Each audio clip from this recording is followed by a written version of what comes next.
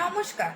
একটি স্বাধীন সমাজ তখনই গড়ে ওঠে যখন সেই সমাজে নারীরা স্বাধীনভাবে বাঁচতে পারেন।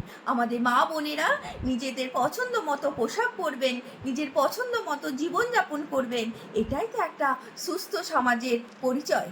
কিন্তু আজ প্রতিটি ঘটনার ক্ষেত্রে, প্রতিটি বিপদে একটা মেয়ের দিকেই কেন আঙুল তোলা হয়? ঠিক এই জায়গাতেই দাঁড়িয়ে এক স্পষ্ট আর বলিষ্ঠ বার্তা দিয়েছেন মাননীয়া অগ্নিমিত্রা পাল মহাশয়া। তিনি খুব সহজ কিন্তু অত্যন্ত শক্তিশালী একটা কথা বলেছেন। মহিলারা যে কোনো সময় যে কোনো পোশাকে যেখানে খুশি যেতে পারেন। এটা কোনো দয়া নয়, এটা তাদের জন্মগত অধিকার। আর সেই অধিকার আর নিরাপত্তা রক্ষা করার আসল দায়িত্বটা কিন্তু সরকার আর প্রশাসনের।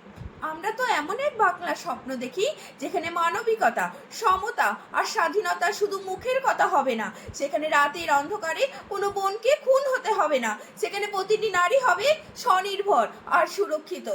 বাংলার মেয়েদের এই নিশ্চিত নিরাপত্তা দিতেই তিনি এক যুগান্তকারী ও ভরসার আলো দেখিয়েছেন 181 উইমেন হেল্পলাইন নাম্বার।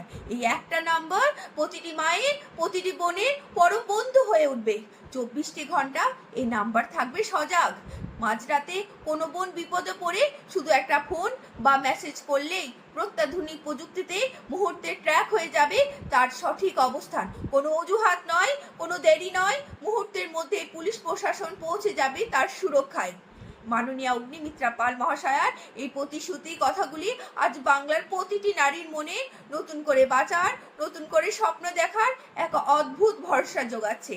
অনেক অনেক ধন্যবাদ মাননীয়া অগ্নিমিত্রা পাল মহাশয়াকে।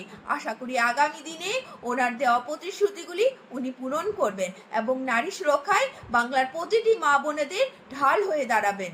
বাংলার প্রতিটি মা বোনের কাছে এই ভিডিও পৌঁছে দেওয়ার জন্য অনেক অনেক শেয়ার করবেন। ধন্যবাদ।